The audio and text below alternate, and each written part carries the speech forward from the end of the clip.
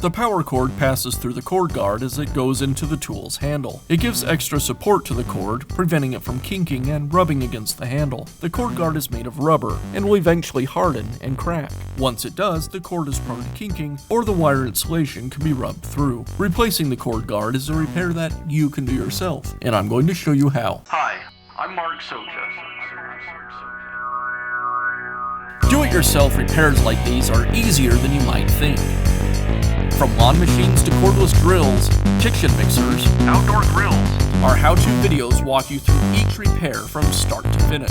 So doing it yourself means never having to do it alone. Let's get started. I'll begin by removing half of the rear handle.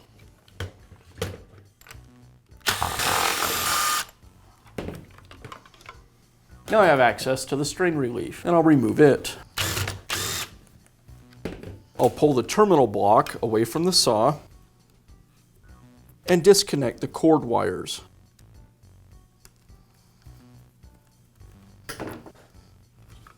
And I can remove the cord. Now I can remove the cord guard and install the new one.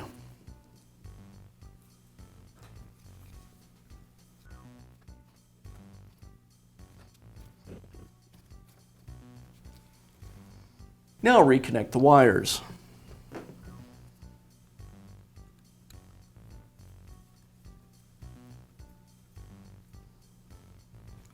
Now I'll install the terminal block back into the housing, tuck the wires out of the way, align the cord guard with the housing, and reinstall the strain relief.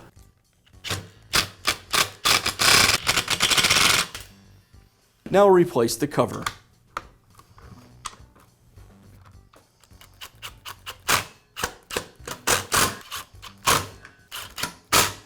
And that's how you can replace the cord guard on your circular saw. Be sure to check back often for new videos and expert advice. If you found this video helpful, give us a thumbs up And leave a comment.